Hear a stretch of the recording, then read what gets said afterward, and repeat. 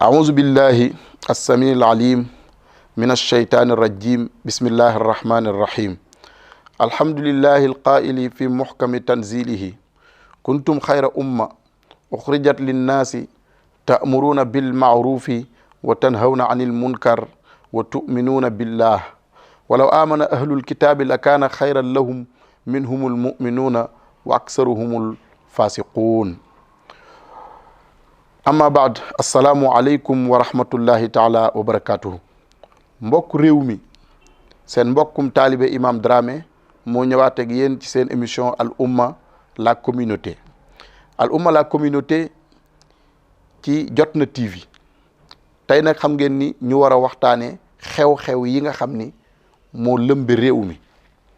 waaw nga xam ni tey réew mi yëpp ñu ngi ci wax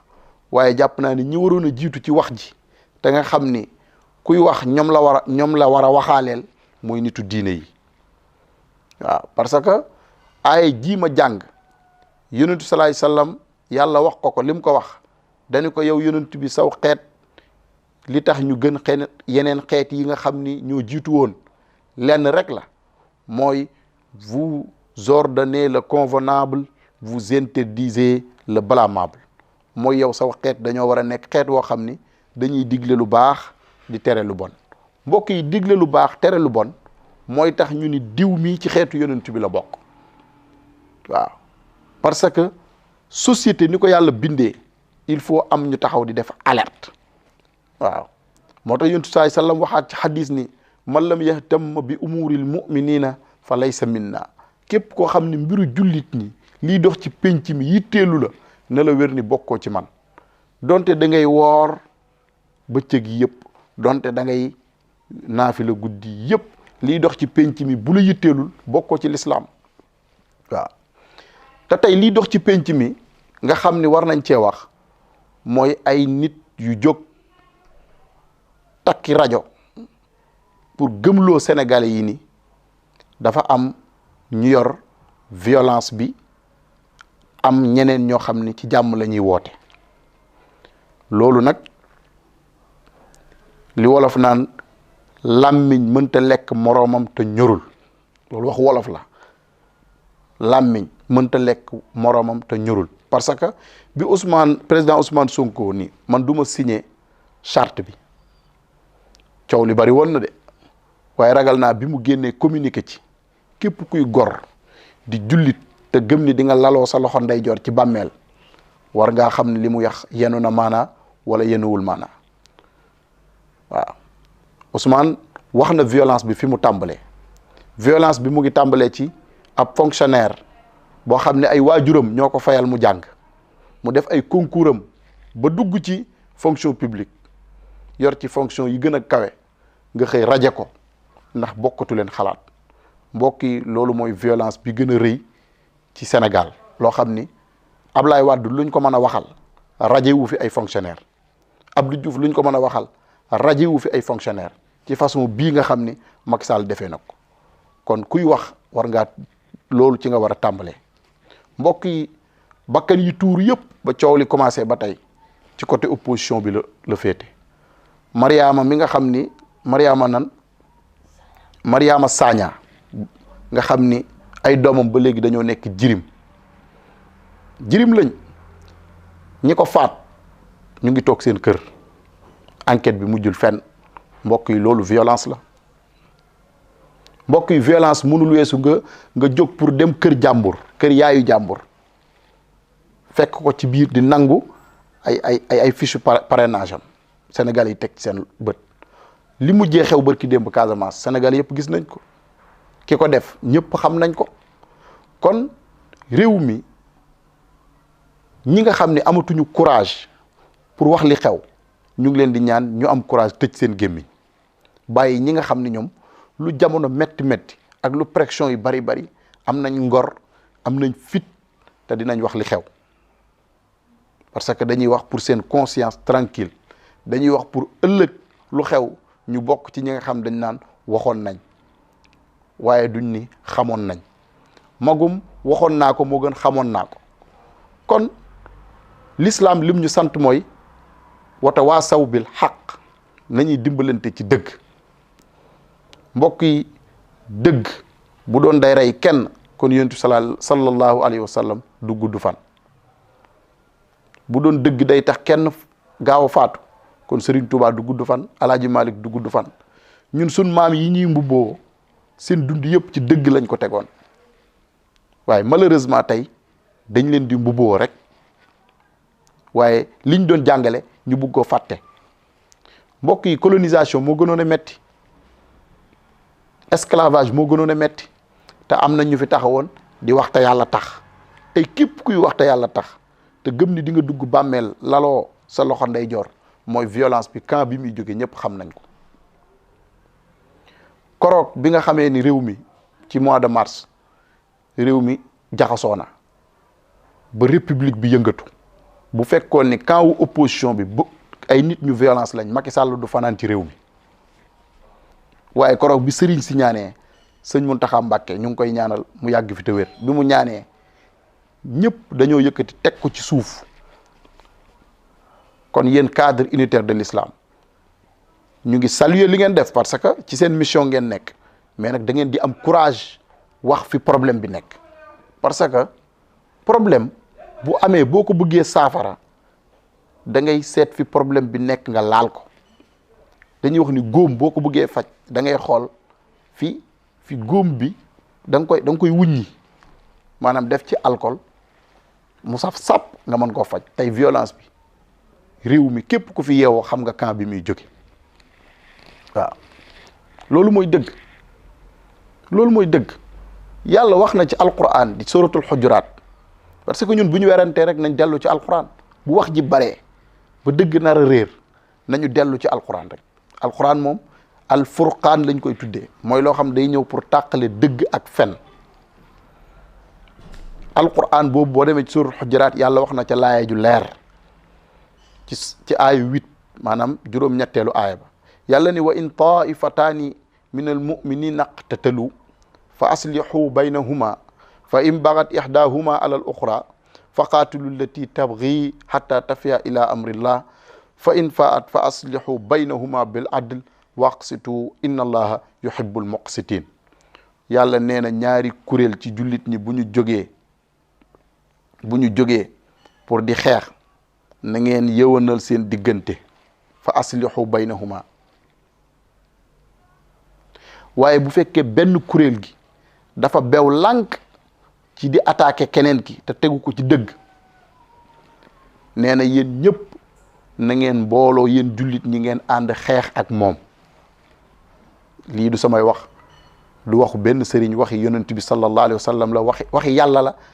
mu nekk ci kaamil bi leer nañ. te cadre unitaire de l'islam ña fa nekk ñëpp xam nañ laaye jii may wax, ñoo ma ko gën a xam. loolu leer na. bu fekkee da ñaari kuréel ngeen def ñiy xeex na ngeen leen jubóole, mooy li sëñ Mountakha def. bi coow li yëngatoo sëñ Mountakha dafa def intervention ni teg leen ko ci suuf. ñoom Ousmane Sonko ak MD2 teg mbir mi ci suuf. ñu continuer Macky Sall di menacer réew mi,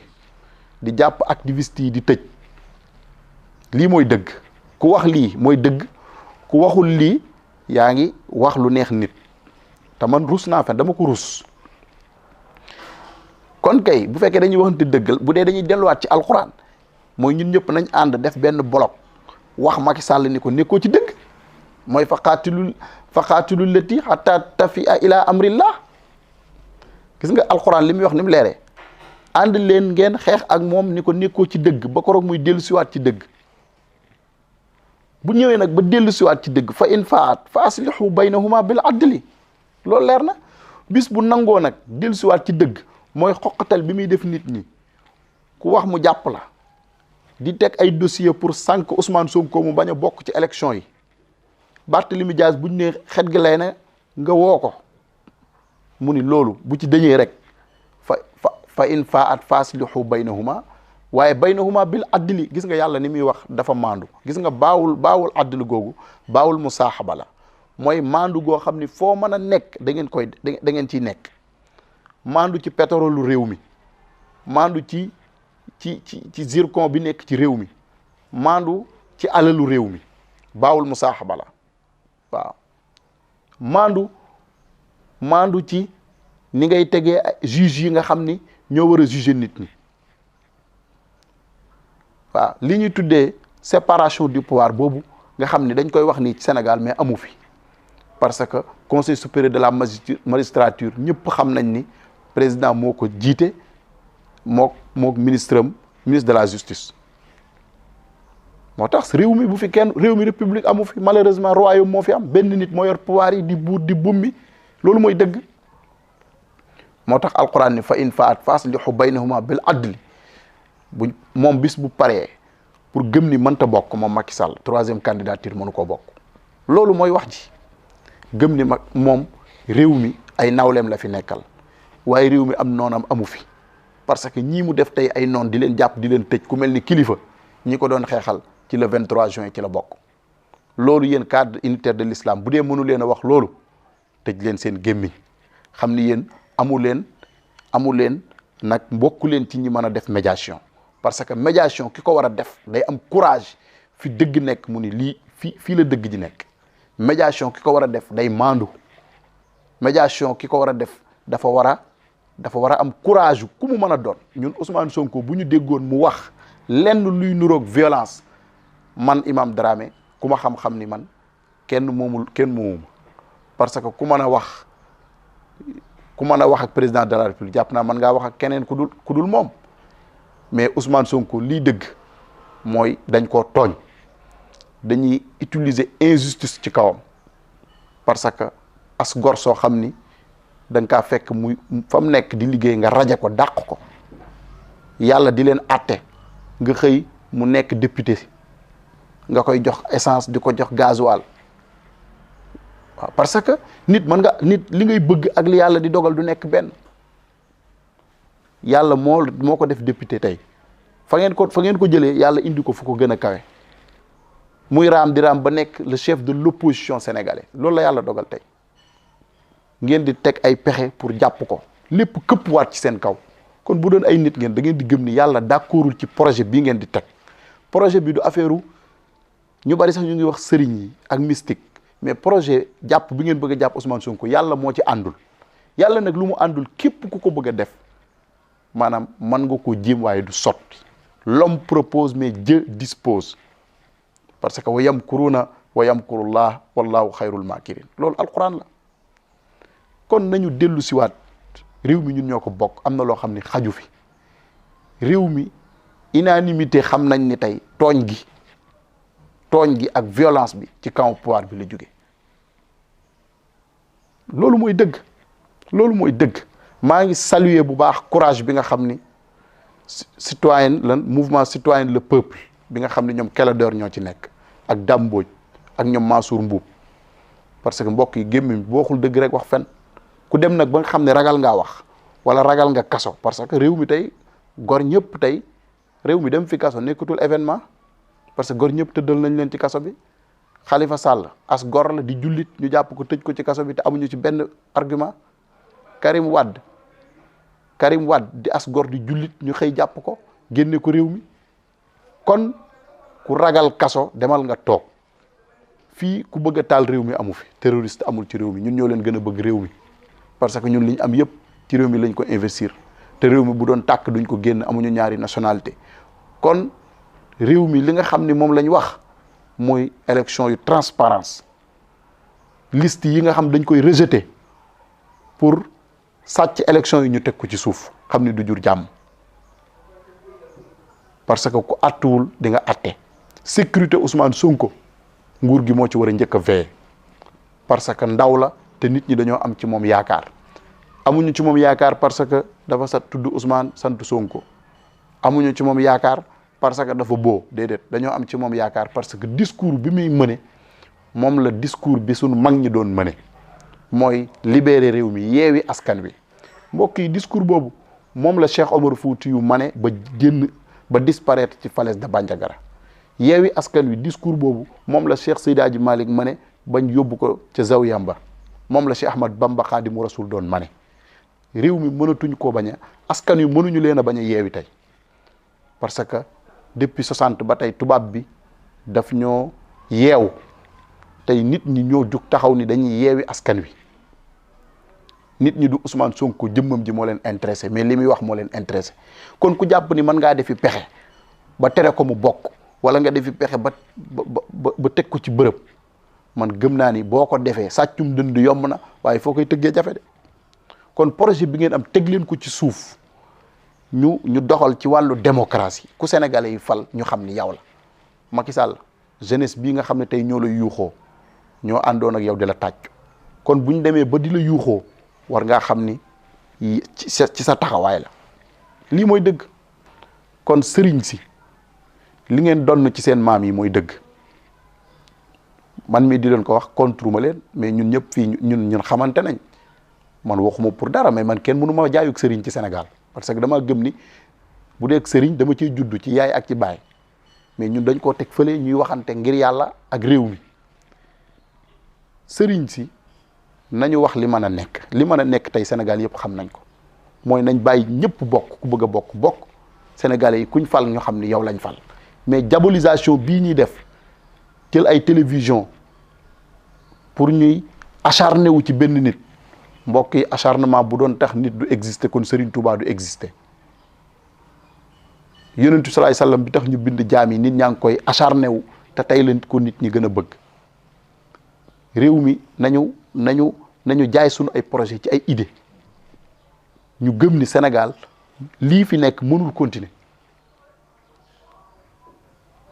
ñu xoolante ci bët ñu waxante dëgg lii dëgg mooy nañu yor réew mi ci justice bu transparence parce que réew mën naa ñàkk lu nekk ba mu des justice bu amul équitable équité fépp fu mu amul jàmm du fa am la paix ça c'est pas un mot c'est une mode de vie jàmm du lu ñuy wax nii rek lu ñuy dund la jàmm du lu ñuy wax lu ñuy dund la kon cadre unitaire de l'islam kenn attaqué wu leen te ñun duñ leen attaqué parce que suñuy nawle ngeen mais dañ leen wax ngeen am courage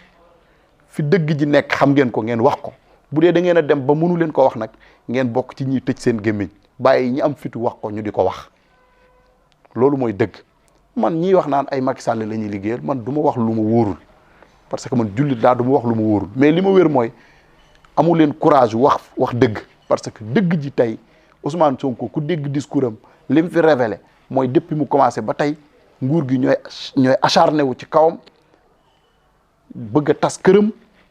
di ko kompaloo lii mooy dëgg waaw lii mooy dëgg leneen lu waay wax nag mën ngaa wax ba xottiku mais sénégalais yi ñoom yeewu nañ sénégalais yi yeewu nañ ca fajar waaw mbokk yi nañu delluwaat ci dëgg xam ni dëgg rek mooy mujj bu dee alalu àdduna fi lañ koy bàyyi bu dee nguur ana firawna Cheikh Hadji Abdou Aziz sama sëriñ lu mu daan wax ayna namruz wa kanaan wa man malakal arda wa walla wa azal ana firawna demoon na ba bew ba naan man may yàlla tey kenn déggatu ko alku na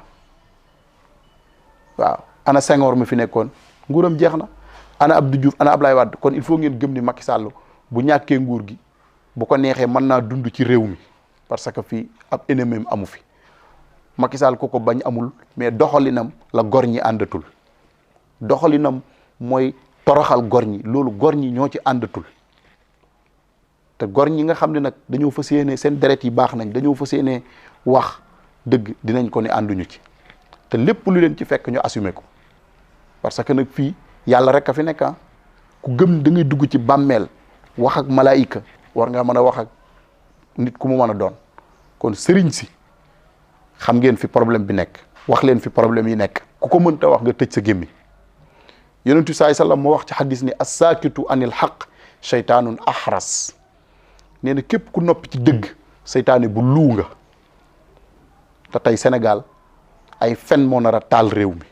te Sénégal méritoowul lii muy dund sama sëriñ Cheikh Alhaji Abdou Aziz de bu fi nekkoon dina wax fi dëgg ji nekk boo gisee ñu koy jooy ñun ba léegi noppeeguñu lu mel nii moo tax ñun faale wuñu ku ñu saaga ay saaga taxul ñu noppi kenn mënuñoo xoqatal kenn mënuñoo jënd kon bu yeboo ngeen noppalu donte dañu combat bi buñ ci wéetee nekk ci kenn dinañ wax li ñu gëm te it bis bu ñu gisee ci opposition bi ñu def naka su dul noonu dinañ am courage wax ko ma daaneel nag cadre unitaire de l'islam ab imam amu fa bu leen tuumaal imam yi loolu it am na ñu may dégg ñu def amalgame bi imam amu fa foofa ku ab imam amu fa imam yi association des imams prédicateurs du Sénégal imam Dame Ndiaye moo ko jiite te ñun crédibilité lañ xam ci moom ak dëgg moom bu porté woon charte bi nit ñi dañ koy signé parce que am na fi ñoo xam ne ñun xam nañ leen mais nit du làqatoo santam wala muy làqatoo kër gi mu bokk pour liggéeyal nguur loolu jeex na ci réew mi te réew mi dootuñu nangu loolu réew mi dañoo seetaan ba ñu xañ ñu Cheikh Anta Diop ndax ay parparloo ñu seetaan ba ñu xañ ñu Mamadou Dia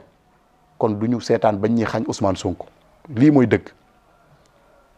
nañ teg affaire bi ci les règles du jeu bu dee police ak gendarmerie li ma leen dàgg di wax ay sénégalais ngeen ci réew mi ngeen dëkk du ngeen ay étranger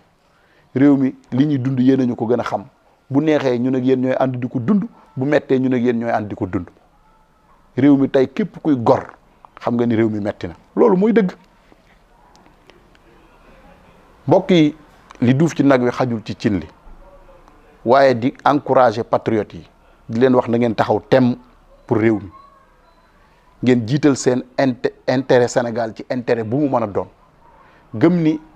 Allah ne modifie point l'état d'un peuple tant que les individus qui le composent ne modifient pas ce qui est en eux-mêmes. Inna Allah la yughayyiru ma bi qawmin hatta yughayyiru ma bi anfusihim. Moom la Frantz Fanon waxoon ni chaque génération doit dans une relative opacité découvrir sa mission, la remplir ou la trahir. Mbokk yi réew mi yéen ndaw ñi yéen a koy tabax bari na mag moo dégg muy wax dafa am intérêt ci système bi bu sañoon système bi du jeex mais yéen jeunesse bi bu ngeen taxawee temm réew mi jaral leen lépp réew mi dina soppiku signes yi ngeen di gis yëpp signe nguur guy jeex la signes yi ngeen di gis ni signe nguur gu jeex la le pouvoir nag rend fou malheureusement nguur boo ko yoree da ngay mujj dootoo gis kon jeunesse bi il faut ngeen taxaw gëm ni mag ñi ngeen fi dégg duñ ay mag ay gone lañ mag ñi bi ñuy taxaw di résister tubaab bi ay xale lañ woon résistance dinaa ci ñëw résistance ñun kenn duñu ko jàngal ñun dañoo am maam mu ñuy wax Cheikh Omar Foutiyou fii ci réew mi dafa résister tubaab bi ba tubaab bi ni il a disparu mystérieusement dans les falaises de Bandiagara kooku sénégalais la ci réew mi la dëkk ñu amoon fi maam ju ñuy wax Cheikh Ahmad Bamba Khadimu Rasoul mu résister tubaab bi ba tubaab bi exilé ko Cheikh Seydi Hadji Malick boo demee day attaqué tubaab yi la di saaga sax tubaab yi ci mbindam kon kooku dafa def résistance pacifique loolu kenn mënu ko effacer tey ci réew mi na ngeen gëm seen bopp gëm ni ku xamul sa bopp jarul nga yàlla nee na man arafa nafsuhu faqad arafa rabbu nit bu xamee boppam xam yàlla tey képp kuy gor di jullit li la war mooy nga taxaw pour ñu génne réew mi ci situation bi mu nekk loolu lañ doon wax comme message di nuyuwaat réew mi yëpp di nuyu kilifa diine yëpp di wax ni lépp lu jub ci wax ji ci sunu borom la lu ci dëng nag matadik doomu aadama la waaye ñun dañoo gëm ni dañoo am mission ci réew mi pour bu ñu bokk ci ñiy soppi Sénégal loolu sunu deret lay daw te defuñu ko pour kenn kontaan wala kenn mer parce que nit fii yaa ngi wax pour nit kontaan wala nit mer waroo wax bu dee ay saaga nag mbokk yi warul noppiloo as gor yonent bi wax def nañ ko lu nekk mu continuer di wax sun mag ñi am fi yëpp def nañ leen lu nekk ñu continuer di wax kon Ousmane Sonko ñu ngi lay encourager di wax ni réew mi bu ngeen dofloo ba Ousmane Sonko rëcc leen di ngeen fi xam nga di ngeen lekk mboop mooy li nag yi di lekk parce que dafa am nit ñoo xam ni siècle bu nekk day am yàlla day yebal mu jaddit li Serigne Touba wax lil Moustapha na waytu maa yu jadditu Ousmane Sonko mu jaddit la dafa ñëw pour beesalaat pas-pas yi dafa ñëw pour wane ni mën nañoo soppi réew mi dafa ñëw pour génne bu mu jaam gi nga xam ne tubaab yi dañ ko jàpp réew mi njaam te loolu nag mënu koo def moom kenn yéen a ko ci war a jàppale